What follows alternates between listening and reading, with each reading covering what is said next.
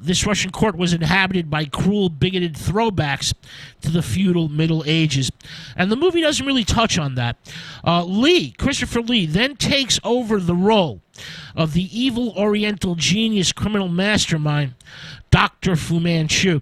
Fu Manchu, of course, was a popular Pulp Fiction character created by Sax Rohmer. Lee takes over the role from Boris Karloff, who, in my opinion, is the definitive Fu. Karloff took over the role from Warner Olin, who also played Charlie Chan. Warner Olin played Fu Manchu in 3 films from 1929 to 1931. Now, The Face of Fu Manchu, 1965, directed by Don Sharp, starts with an eerily filmed beheading, then moves through colorful chemical war experiments and mysterious hypnotic trances, and finally culminates in a tunnel under the Thames River in London. Christopher Lee, Dr. Fu, even gleefully executes a female servant by drowning her in a glass cage. The plot is just an excuse for director Don Sharp to string together a series of excellently staged scenes in wonderfully atmospheric surroundings. Sax Rohmer's yellow peril fantasy in this film is distilled to a fine essence. Fu Manchu is less a demonic villain or master criminal. He is the living incarnation of all that is thought to be alien and therefore threatening to Imperial England. The great character actor Nigel Green, in perhaps his best performance ever, is nothing less than perfect as the phlegmatic but ruthless Nayland Smith. In the film, the docks of London are as exotically dangerous as Fu Manchu's Tibetan lair. And the movie is very skillfully made and far outclasses its literary Pulp Fiction sources. Peter Cushing was taking off, traveling in time and space. Christopher Lee is once again putting on slanty-eyed makeup for his second evil Oriental criminal mastermind movie, The Brides of Fu Manchu. This is 1966, directed by Don Sharp, who directed the first Fu film. Now, after the commanding performances by Lee as the evil Oriental villain, and Nigel Green, one of the great character actors of his day, as his ruthless but good, opponent, Nayland Smith, and the first film's box office success, director Don Sharp, was given the opportunity to follow up on the characters, and the director adopts a similar, freewheeling approach, but the result is less successful. The hopelessly convoluted plot is built around Fu Manchu's kidnapping of a series of beautiful women in order to blackmail the influential and politically powerful males associated with these women. This proves a little weakly constructed to allow the very effectively staged sequences to fully develop, making the movie, disintegrate into a few too many battle scenes, mixed with exquisite, brief hallucinatory moments. It's a mixed bag. The sets are still beautifully designed, but the scenes unwind at a, breakneck pace, as if director Don Sharp was anxious to finish the project, in contrast to the previous Christopher Lee, Don Sharp, Fu Manchu film, in which the director lingered lovingly over particularly atmospheric sequences. A major problem with the movie is the absence of Nigel Green and his replacement, Douglas Wilmer, who plays Nayland Smith closer to author Sax Rohmer's original one-dimensional character. Wilmer is simply a pale reflection of Nigel Green's multi-dimensional, energetic portrayal of Nayland Smith.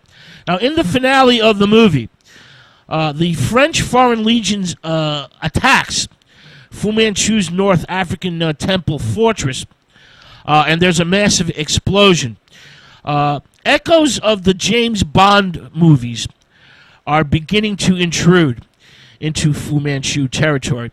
All right, let's move on to, and we left off with Christopher Lee hitting the bullseye twice with Terence Fisher's The Devil Rides Out, and the West German produced The Torture Chamber of Dr. Sadism. Well, with the next installment of the Fu Manchu series, The Vengeance of Fu Manchu, this is also 1967, directed by Jeremy Summers. The Fu films rapidly disintegrate into standard adventure stories with somewhat racist overtones, and director Don Sharp's light touch is sadly missing. This movie was partially shot in Hong Kong. The criminal mastermind has returned to his ancestral homeland and hidden away in his remote hideaway in China, where Fu plots the downfall and death of his nemesis, Nayland Smith, again played by Douglas Wilmer, and plans to become the diabolical leader of the world's most dangerous criminals. Christopher Lee, Fu Manchu, kidnaps a plastic surgeon and creates a double of Nayland Smith, while the real Smith is brought to Fu's palace hideaway in China. The Nayland Smith double is in a deep state of hypnosis and kills Smith's housekeeper and is then hanged for the crime. The entire world now thinks that Nayland Smith is a homicidal maniac, and of course, Christopher Lee, Fu Manchu, is delighted. When a pact is signed by the world's leading criminal bosses, and Fu becomes the leader, he now wants to create further doppelgangers or doubles of all his enemies.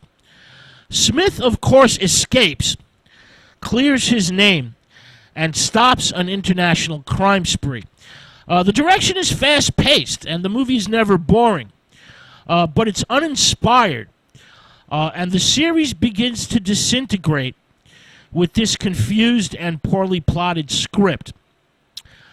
There's lots of torture and sadism in the movie. Branding irons, for example, on young and subtle female flesh. And the performances are professional, but average. With the exception of Sai Chin, who plays Fu Manchu's daughter in Crime.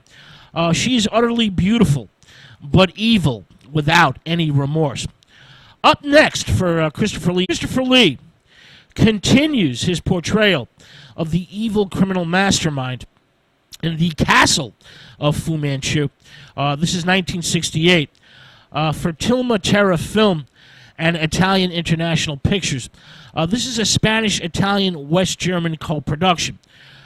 Director Jesus Franco, having finished his series for the West German Aquila Film Company with the rather interesting Necromonicon, 1967, a film which alternates dream and reality to the point where both merge into a fantasy scenario chronicling a sadomasochistic obsession.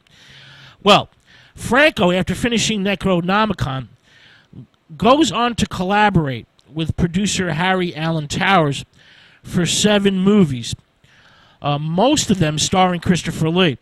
It all starts with The Castle of Fu Manchu. Now, the previous Fu Manchu epics had a rather straightforward, if uninspired... the previous one had been, rather uninspired, if not straightforward, adventure movie, with some added cruelty and torture scenes thrown into the mix. Well, with Jesus Franco, this time shooting in Turkey, the Fu Manchu series disintegrates even further downhill. Here, the fiendish Oriental criminal mastermind, Christopher Lee, is holed up in Istanbul, Turkey, and tries to turn the South Atlantic into an ice floe. This involves a makeshift heart transplant operation on Dr. Heracles, played by Gustavo Rey, performed in rather unsanitary conditions by Dr. Kurt Gunther Saul and his assistant Maria Pergi. The movie is given a big lift by the familiar faces of Richard Green. There's no more Douglas Wilmer, and Richard Green is a much better actor. He's best remembered for playing Robin Hood on television in the late 1950s. Howard Marion Crawford is also in the movie, and the incredibly beautiful Tsai Chin, who appear again as Nayland Smith, Dr. Petrie, and Fu's slinky and sexy sidekick daughter in Crime. Sadly, Christopher Lee himself doesn't have much to do on screen and is wasted. And this film is the weakest in the Fu Manchu series. Peter Cushing then goes on to work final and fifth entry in Christopher Lee's Fu Manchu series, followed next. This is known as The Blood of Fu Manchu, 1969. This also has a number of alternative titles: Fu Manchu and the Kiss of Death, and Fu Manchu and the Keys of Death. This is a Spanish, West German, U.S., and U.K. co-production. This movie is once again directed by Jesus Franco. The movie was shot in Madrid and Brazil and has as its gimmick 10 young women who have been injected with a deadly poison, which causes anyone who kisses them to go blind and slowly die. Nayland Smith, again played by Richard Green, becomes the victim of the Black Widow, played by Shirley Eaton. But Green is saved when with a blood transfusion from the lovely Carmen, played by Frances Kahn. The main plot involves some sadistic tortures and features a Brazilian bandit played by Ricardo Palacios, who's actually very bad in the movie, and Smith's agent in South America, played by Gotes George, as well as an amorous nurse, played by Franco's favorite actress, Maria Ram. One of the directors,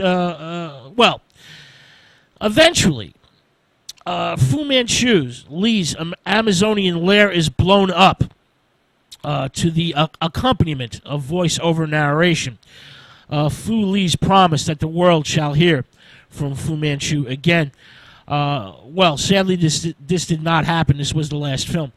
Now, Franco's direction fails to achieve little sense of menace, and the Amazonian jungle in the movie looks like a local park, which is shot in ugly greens and disgusting brown color.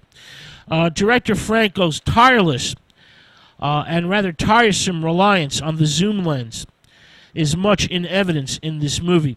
But to be fair, it's difficult to fully access this last entry in the Fu Manchu series, since almost an entire third of the movie was expunged by the producers, often making it totally incomprehensible. Christopher Lee, of course, is nothing less than professional, but seems to be totally bored by the proceedings. And the film's best asset is the lovely Tsai Chin, who does some lusciously hammy acting in the movie. The next Christopher Lee picture was begun by the great Michael Reeves, who sadly committed suicide